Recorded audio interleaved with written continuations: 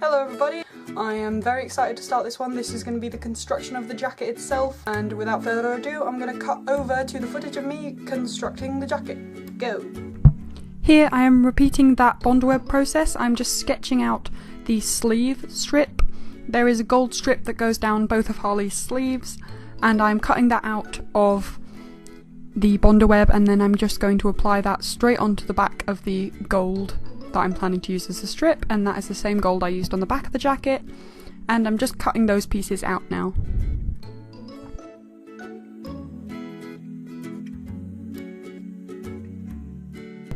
And then I'm just pulling the plastic stuff off of the back of the applique and ironing it straight onto the jackets. And then I'm just going to zigzag stitch. That's the same stitch I was using for embroidery. I'm going to zigzag stitch all the way down the edges of both of these pieces, and that's just going to secure it on there. You won't actually see this zigzag stitch because there will be sequins on top of it, but it's just to make sure it's really securely on the jacket.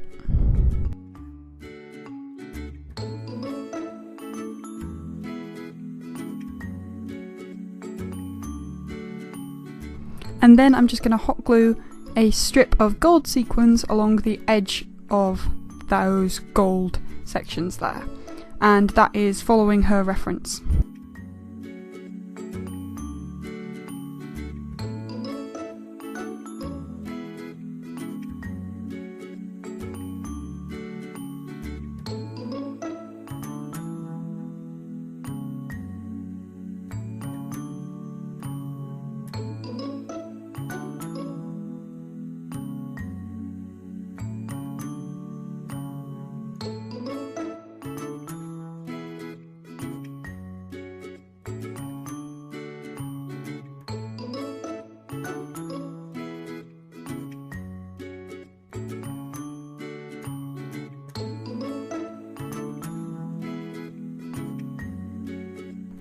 Here I am just showing that I have sewn darts into the top part of the sleeve.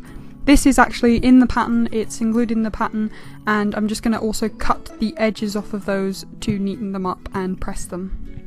And now I'm just pinning the two sleeve sides together, and that's just one piece of the sleeve pinned along one edge with the neat side on the inside. So you're folding it so the rough side is on the outside. And then you're just going to sew along that pin edge. Now here I have just folded over the sleeve, and as you can see it's a bit longer than the normal sleeve. It's just because it'll actually be doubled over when it's actually being used as a sleeve end. So we're just sewing along that long edge there, and then that will be turned inside out and folded over to create that crisp seam on the folded edge of the sleeve.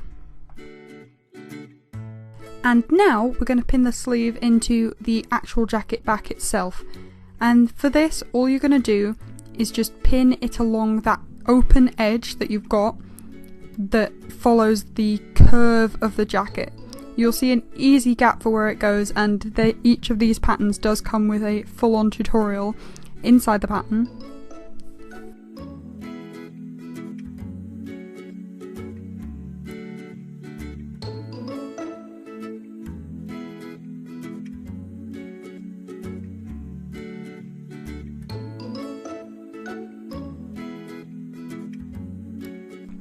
And here we're just going to sew along that seam we've just pinned in.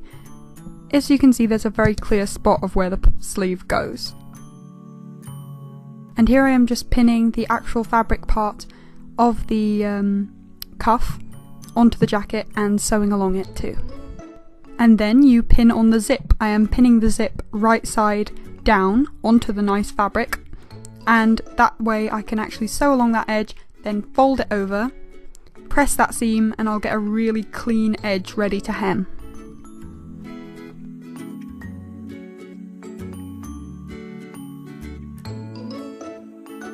And then I'm just going to sew the end of the cuff that goes along the bottom of the jacket and sewn it onto the bottom of the jacket there.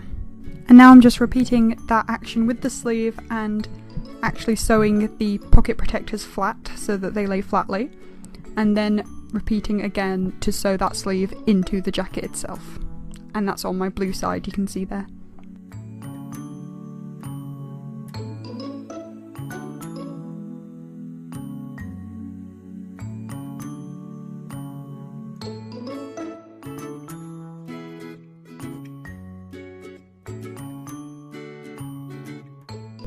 And all I'm doing here is repeating the normal jacket construction, but on the lining of the jacket so that it's all fully constructed, and I basically have two jackets, one in lining and one in the external fabric.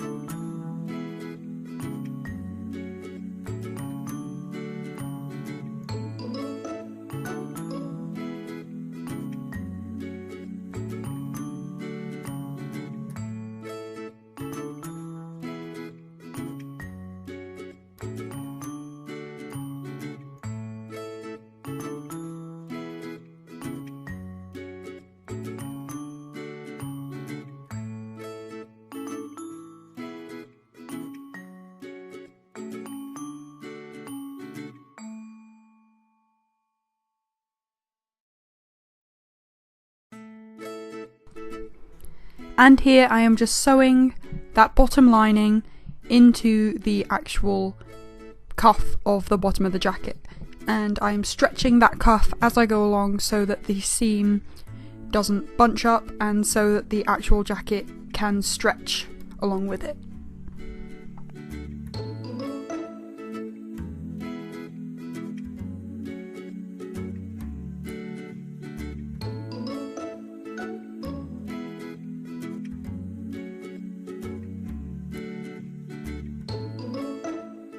I'm now just hemming the jacket. I am hemming along the edge of the zip and down the front of the jacket, and that is just going to make the jacket look really professional, really neat, and it's also going to hold that lining in place.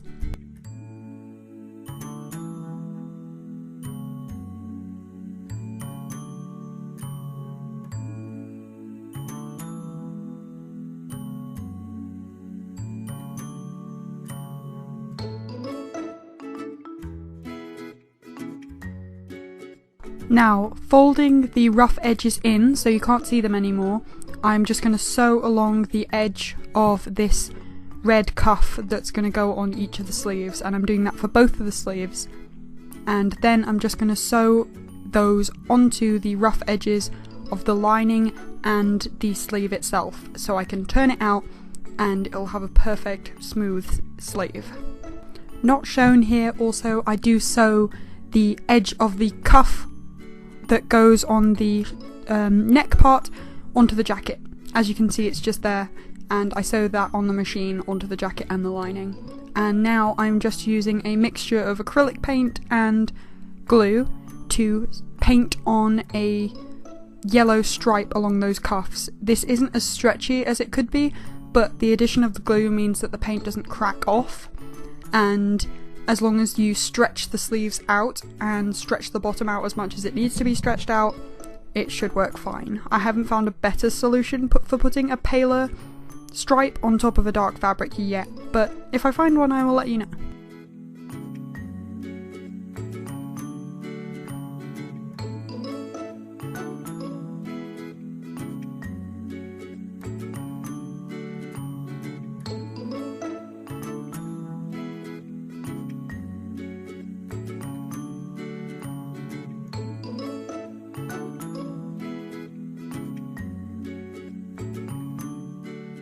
And this is the finished jacket. It isn't in great lighting, but I did finish it quite late at night. Today we're going to be mainly focusing on the accessories. I'm going to try and get about 50% of the accessories done today, and I'm going to be starting off with the collar. So without further ado, let's jump to that. Go past me. Right, so first what you're going to want to do is you're going to want to cut a strip of white or cream leather down to about the exact thickness of your neck plus 1 inch, and then you're going to want that to be double the thickness that you actually want your collar to be in height. You can just see how I did it there, and I've just sewn the 2 corresponding pieces of Velcro onto either end so that when it's folded it will actually function as a fastening for the collar. I know that's quite complicated to explain, but you'll see how it works in a minute. Then all I'm going to do is sew the 2 pieces together right side inward so that I can turn it out and it's going to be sort of like a leather tube. Then I'm just going to hem both edges all the way around, just so it looks really smart and it holds itself together more like a collar and less like, as I said, a leather tube. Then I'm just drafting out the pudding logo that I want to put on it and cutting that out of craft foam.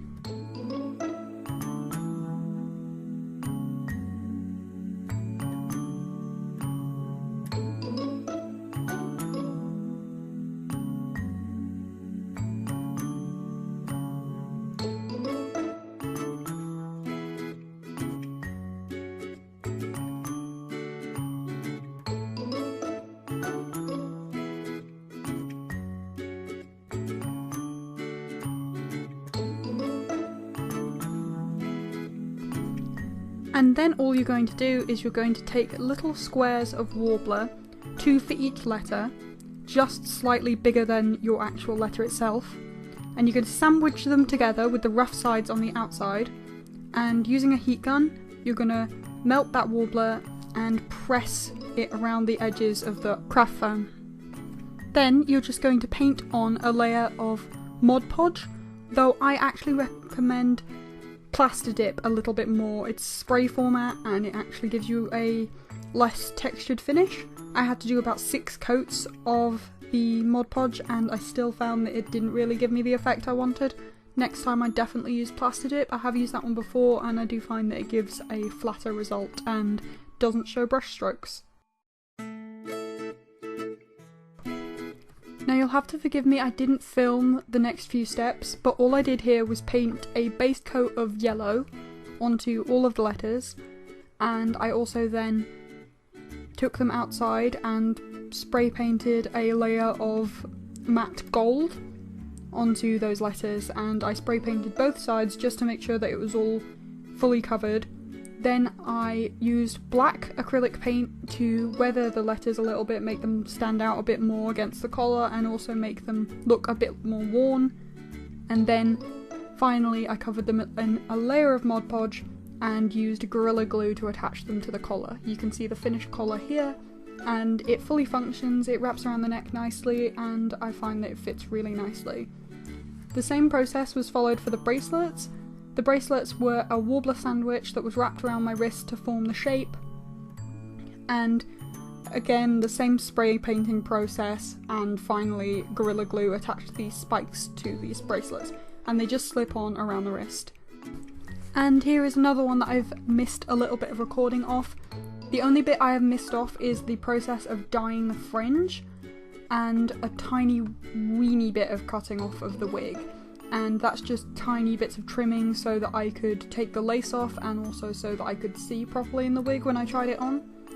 The process for dyeing the wig was to take a Sharpie, and the Sharpie colours that I used were pastel blue and bright blue, and both of those colours I just ran the Sharpie down the strand of the hair. I would take a very thin strand of hair and I would just gently run it down the strand of the hair, and I repeated that all across the fringe, varying which Sharpie I used so that I could have some colour variation. And I also used a Q-tip, I believe that's what Americans call it. We call them cotton buds, but regardless, I used one of those with a little bit of rubbing alcohol, so I think it's 30% proof, and I used that to rub the Sharpie dye up the strand of the hair just to give it a little bit more of a gradient and less of a harsh colour block. And the other side I used a pastel pink, a light pink and a neon pink. And I only did the dye to about just over midway on the blue side, and then the rest of the fringe was in pink. I chose to do just the fringe because I felt like this echoed her bunches, and this is, I feel, the most realistic way a boy might imitate her hairstyle. Then all I had to do was trim the back. I'm just using a normal pair of scissors to trim into the back, take up those layers, make it a little bit more choppy. This wig does arrive quite long and shaggy. I believe it is the Katie in, I want to say titanium blonde, but it may well be ash blonde. I cannot remember 100%, from Arda Wigs. I really recommend their lace fronts. Their wigs are amazing, and if you need a wig that has a lace front or maybe a sort of stranger colour or a really specific colour, they work really, really well. Now this wig does arrive quite shaggy. It's kind of almost like a bob, so you do have to cut a lot of layers into it if you want it to be more of a boy cut, but it's really not that hard, and I found that given the time you can get a really cute choppy look out of it. Then all I did was fluff up the fibres of the wig so it had more of a messy, just come out of a fight look.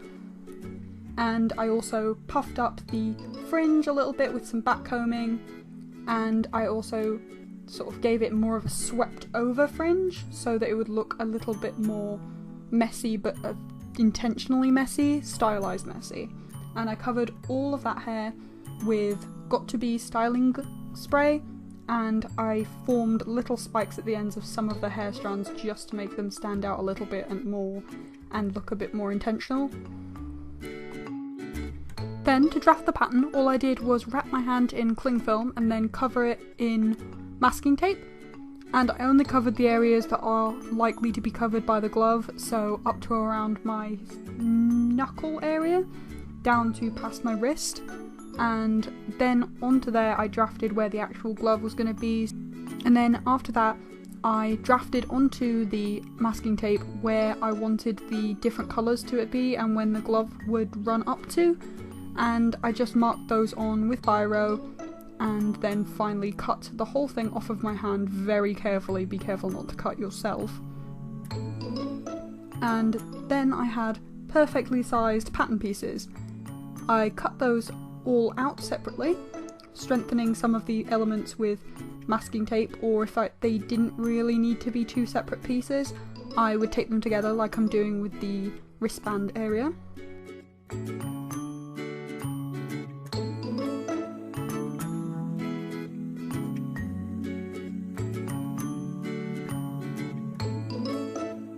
Then I just copied those onto some plain printer paper and added my seam allowance, and I used just under a centimetre of seam allowance.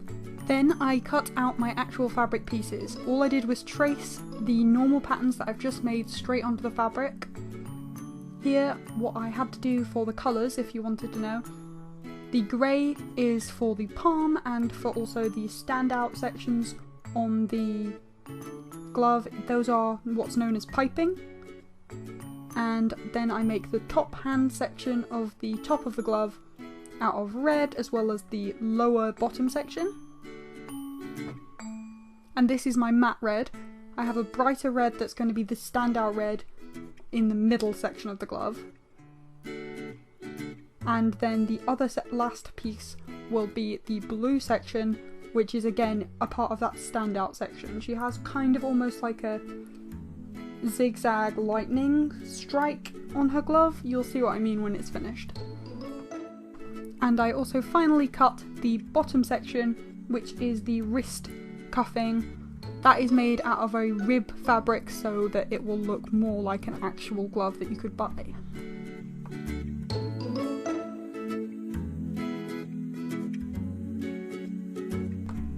Now to make the piping, I actually took a piece of string and sandwiched it between two pieces of my grey fabric, or just a folded over piece of the grey fabric if you like. This way, I just sandwiched it between and then sewed along the edge of it as closely as I could, so that I made basically a little tube of grey fabric that I could use to have that standout section.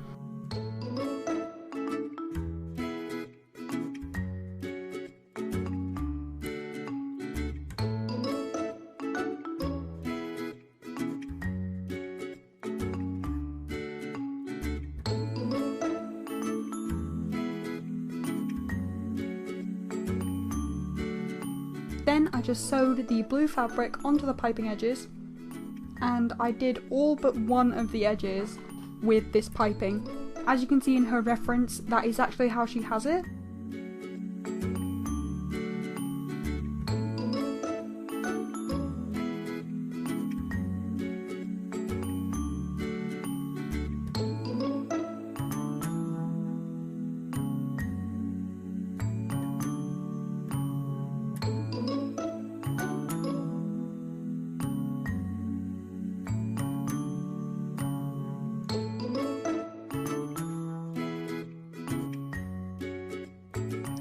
and then I just sew the red section onto that glove as well, and then I attach the matte red sections as well, so the slightly darker red sections are then sewn onto either side.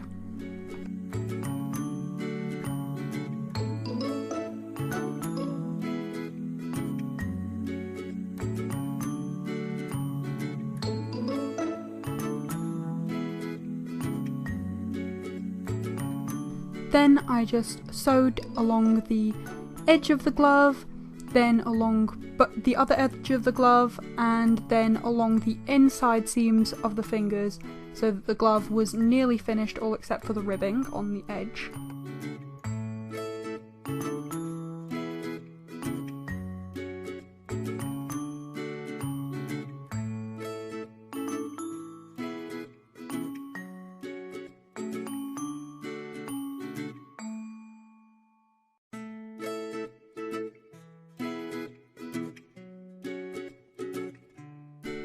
Then I sewed the edge of the ribbing together, so I had a really short but really wide tube, turned it the other way, and then sewed it onto the edge of the glove all the way around so that I could then fold it back and it would have a neat clean edge, and then I folded it over again to sandwich the glove in between the two parts of the ribbing and sewed all around that, remembering to stretch it as I went along so that the glove would retain its stretchiness. And that's the finished gloves. I chose not to hem the edges of the fingers just purely because, looking at her reference, it doesn't look like she has hemmed the edges of the fingers, so I'm going to leave them as they are. I'm pretty happy with how they work, and they fit really lovely and snugly, so I love that patterning idea. Thank you very, very much for watching, and as always, please remember to be creepy.